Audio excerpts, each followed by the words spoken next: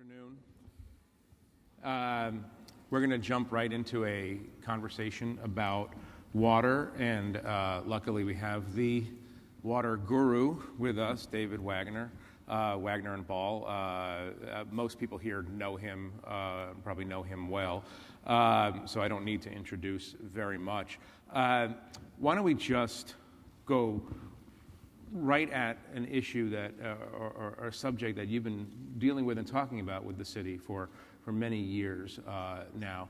The way in which the Netherlands, the way in which Amsterdam and the Netherlands has managed to live with water, and the way in which you can contrast that with the manner in which New Orleans has lived or not lived with water. I was just hoping you could spend a minute or two just explaining to us what the Dutch did right. And if New Orleans had done over the preceding decades, the decades before Katrina, if New Orleans had done what the Dutch had done, would Katrina have happened in the same way?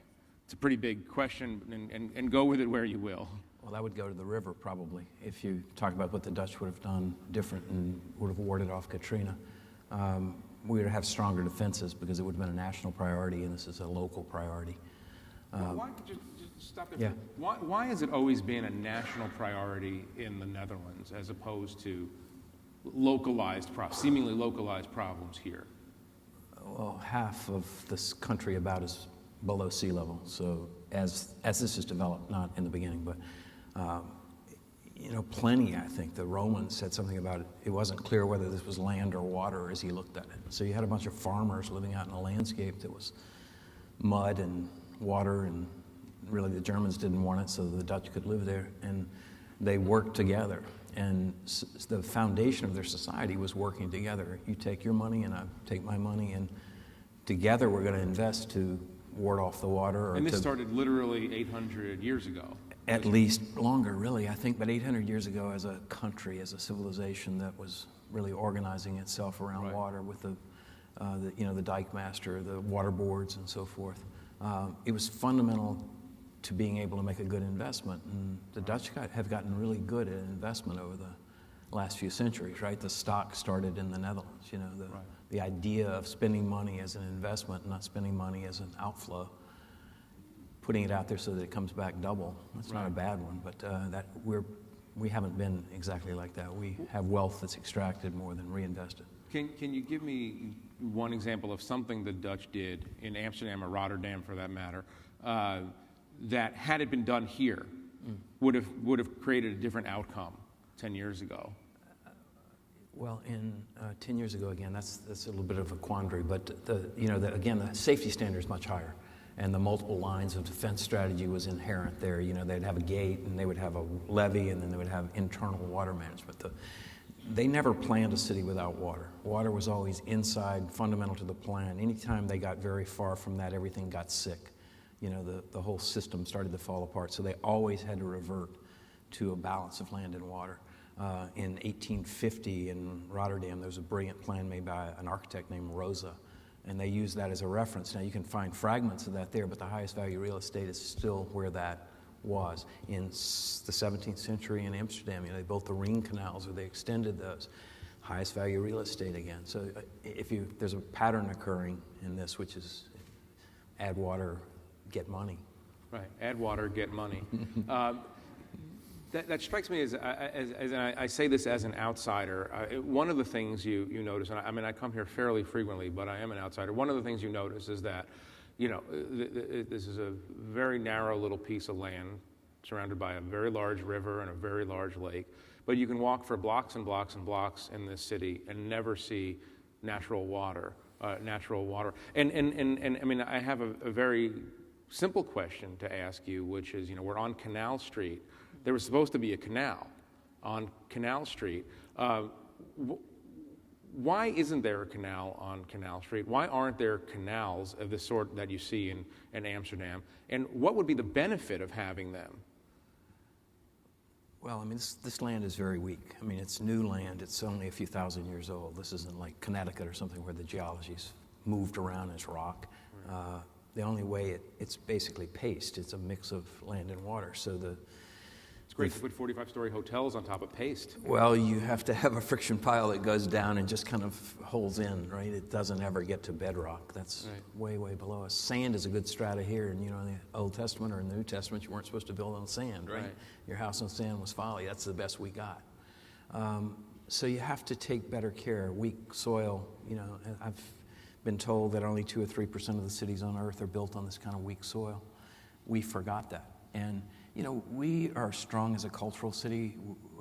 We can remark about the Spanish and the French and all, and the Americans. And, Canal Street became a boundary street between two warring factions, the Americans and the French and the Spanish. So it was like a dividing line. And, water could divide too, but it became more a political thing.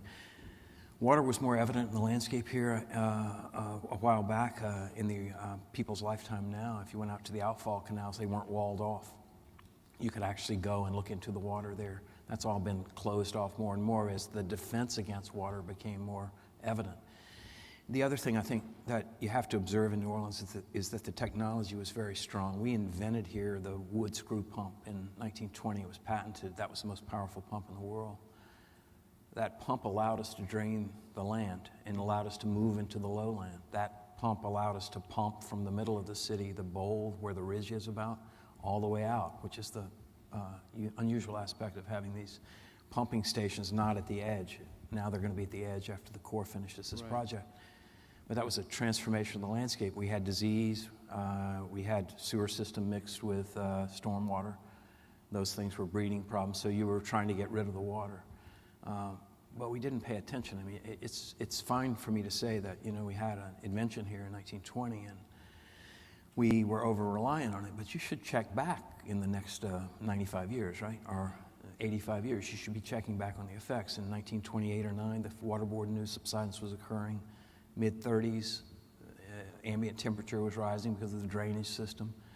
So there were some checkbacks. A very good friend of mine, criticizing the engineer, and how many of those are in the audience who will hate me for this, but said, the engineer solves the problem, and it's a lot like the oncologist. I only heard this last week, so it's new to me, where the oncologist is going to fight the cancer. We're going to fight the water, and we're going to get rid of. It doesn't matter if the body dies.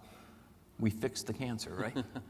Well, that's kind of the engineering paradigm overwhelming the landscape and overwhelming nature. Where did that come culturally? From where did that come culturally and politically? Why for so many years was water treated as the enemy? And let me add on to that. You could answer these two related questions at once. Do you sense over the last 10 years a shift in the political culture around that subject? Are people beginning to say to themselves, you know what, we have to live with this water because we can't push it away? I'm looking out there, I hope so. Common sense would say, we're slow, we're not always stupid, I think, we're catching on.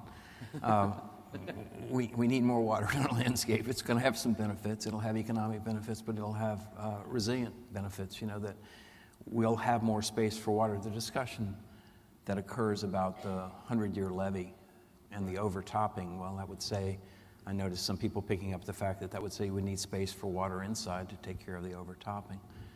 Flooding's not something you want, though.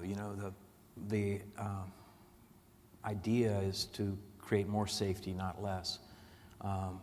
But over the decades, people in New Orleans lived inside the city, inside the wall, against nature. That wasn't good. People didn't learn to swim. A lot of reasons people were afraid of water. Well, water was a disease carrier. Water was a threat in some ways, in ways that it isn't today.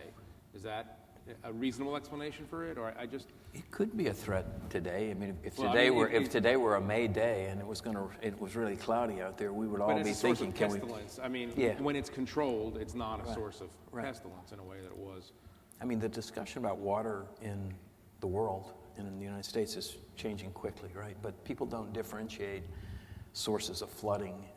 In Jakarta, the flooding is tidal. It's not storm surge. In certain places, it's a combination of rainfall and storm surge. And which do you have? Well, we kind of have most of it. We have really tough storm surge to fight, and we have really heavy rainfall. Right. So we're trying to push this out, and we're trying to throw this away. And meanwhile, we forgot the groundwater and the way that allowed us to kind of float like this little leaf on this weak strata. Tell me very specifically how far you think New Orleans has come since Katrina, and how far you need to go. I mean, put dates and numbers on it if you can, and the plans. You're king of New Orleans. Imagine. Tell me what you would do, and tell me what you do that hasn't been done yet. Other people have that name. I'm not king and don't want to be. I think we've relied over much as a culture on the Sun King, on the authority from on high. This is a citizen landscape issue. And so we really have to, it's going to be a matter of it's going to be a matter of how much time we get. Because if you get another horrible disaster, I don't expect the same response from the nation or the world. So we don't want that. We have to adapt more quickly. Put time on it. We said it in the water plan. We said it was a 50-year plan. I think that's far too slow. I see no reason for that really to be the length of time to make those investments. Can you do it in 10 years would be more. I mean, sometimes I think any number above 9 is not really even a number. Right. Can we do it by 2024? I doubt it. But, Jakarta, if you know that situation, again, we learn from others a lot, but Jakarta is going to flood in 2024 because of a tidal event, and they have to build a much bigger structure that's billions of dollars by then, and they don't have the money in that society that we have in ours. Right. So it's really a kind of what do we expect of ourselves and especially of each other? But I don't expect other people to save me, It wasn't the religion I was raised with. Right. We're going to go to questions in a minute. I have time for one or two questions. But come back to this again and just draw for the audience. All right, fine, you don't want to be king, fine. But I don't. He really doesn't. That's the kind of person you want to be king, by the way. The guy who doesn't want the job. We were talking about the outfall. Take us to a couple of locations around New Orleans. Tell the audience how you would redesign them if you could, that would allow the city to live with the water and actually turn it into an aesthetic benefit. We talked about... Yeah. Well, it's a retrofit. It's a landscape repair we have. The outfall canals, the Corps has built or is building this flood defense system at the perimeter, which allows us to modify the outfall canals. Those are remnant structures of the walls. They were part of the hurricane defense system. 2 of the 3 right now, by the numbers we do, and all observable truth, and I'd be happy to go look and show you how it's really the green berm you need and not the wall on top. That's 17th in Orleans. London's a little bit more difficult to get the walls down. Those are miles and miles of waterfront property inside a flood defense system. That's a safe place to live along water with much higher benefit. The real estate value of the city is getting some attention, that we actually have some 40% increase in 10 years, which is probably the national norm. I don't know. But that's along the bayou. Look at the bayou and the real estate values along Bayou St. John. Well, you have other ones you could create that way, and then you can add water in all sorts of places, and we need to add water if we want more safety and we want to limit the subsidence. So it's really look everywhere. Look at your own street and say, well, what's the crown of my street? How many times has it been built up? What's the relationship? Do the observable truth in your own world around the city, because it's almost everywhere you can do that. I mean, the big moves, though, are on the outfall canals. There's some opportunities in Gentilly that are of larger scale, 25-acre type scale. But one of the principles that we learn as architects is you have to work at all scales and you have to connect them all. The detail of a handrail is also there as the whole building. So it's really back to the motif of the conversation. It's where you see opportunity within your own world. What we have is, as I've been trying to get my mind around, is really a productive landscape here. This is not a garden. This is not a place of escape. We have a work, play, live relationship with our landscape. It's not like a pretty garden I go into. This is actually fundamental to where we live. So we have to make our landscape work for us in another way. It's not a place of escape. It's a place of reality for us. Right. If there are questions, put your hand up, and I'd love to call on somebody. They're just running over there. I think these people, many of them had chances at me before. Hi, my name is Reese, and I'm a survivor of the storm and written a book about survival. I'm a native New Orleanian, but haven't lived in the city for some years. I was on the North Shore when Katrina hit and flooded out. But I am also an amateur historian and have done a lot of research, and the city basically was surrounded by water, which we know, but there were bayous throughout the area when the Bienville and Iberville got here, and the Metairie Bayou and Gentilly Bayou actually merged into Bayou St. John. These were dammed up. As a child growing up in the city, I remember the fight for dry land. There were open ditches in the cities at that time, and they were gradually filled in, covered up. And I can remember I used to do a lot of walking on the levees at that time. We're talking back in the 50s and 60s. And they gradually got higher and higher and higher so that you couldn't even see the water anymore from the streets. And, of course, walking on the tops of those levees, you're actually above the roof lines of most of the houses. My question is this, since I basically was a North Shore resident, is it not a fact that if you put lock systems over the London Avenue Canal, in the Orleans Avenue Canal, and the 17th Street Canal, the water that, for instance, is brought in on a hurricane surge has to go somewhere? The people in the communities of Covington, Mandeville, Slidell, Manchac, Laplace, all of those people are wondering exactly where that water goes, although they know in their hearts that it's going to go to them.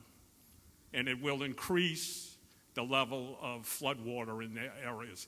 Is it a fact or is it not? That's my question. I think I understand the question. It's about the rebound factor from one side to the other. The Corps is building now the closure structures at the outfall canals. So that is a fact. I mean, St. John Parish said after Isaac that they had a worse storm because the closure in New Orleans forced the storm surge up. I don't really believe the model would show that, it's a shallow body of water, so I don't know what the fetch would be all the way across Lake Pontchartrain. I doubt, honestly, that would be the case. I've been told that even if you build a closure structure at the end of the Wrigley's, that by the time the water got back up, the wind drew it would draw the water back up. So I don't really think the rebound from one side across the other would be the effect. If you look at Dutch Dialogues 2 and the product there, we tried very hard to say we're going to work inside the levees. There are people out there who are working on the coastal restoration. Everybody's concentrating on the levee. But the third line here is really the inside the levee. And sure enough, the drawing that shows up is somebody where we drew an island in the lake as a flood defense structure for the levee. Because you can add islands to break storm surge. You can do things on the North Shore that would certainly mitigate or dampen anything that would happen from this flood defense system. So I don't think that the protection of the North Shore is going to flood the South Shore, if you understand where I'm going with that. I don't really think the rebound factor is that fast, and I think the science on that would prove it. I'm not the scientist. We're on a very tight schedule, unfortunately, but I just want to close by asking you again this question that really plagues me and a lot of people who care about New Orleans. If, God forbid, a storm analogous to Katrina were to hit next week, how well would the city do? Well, speculation on our future. Immediate future, though. Yeah. When Isaac hit, a good friend of mine, Pete Dirk, said, who's with a Dutch engineer, said, well, we have an Isaac defense system. We've proven that we have an Isaac defense system. It made it for that. Levees require reinvestment. It's not a free system. You have to put money back into it. You're going to have to operate, maintain it, raise it. St. Bernard Parish has twice voted against operations and maintenance tax. If you think we're going to live here without paying to maintain the levees, I'm not sure. We'd probably do okay right now. They haven't sunk much. They haven't shrunk much. Question is, are we going to have the resources to continue to invest in these levees as sea level rises? Are we going to quit sinking ourselves as sea level rises? Are we going to become a more attractive city so that more people want to live here with us at risk? Right? Do you want to come live at risk in this place that we have to make more beautiful? Right? Why do you like it? Why do you like New Orleans? Is it a beautiful city? Kinda. How do we get your children who are 14, 16, and 18, one of them, to come live with us in this really interesting city, because most America's not this interesting. Right. And I can't. Oh, well, that's true. I can't coerce them without being, saying it's got to be safe, though, right? Right. But the only safety is in working together. No, I mean, I don't think it's a hard lift to convince the rest of the country that this is the most interesting city in America, and it's a national treasure. It's been a little bit of a lift to convince people to build the systems necessary to keep it alive, but you're getting there. Are you confident that you're going to get there? We have to do our work, We're work in progress. Thank you very much. We appreciate it. Thank you very much. Thank you for doing this, David. Appreciate it.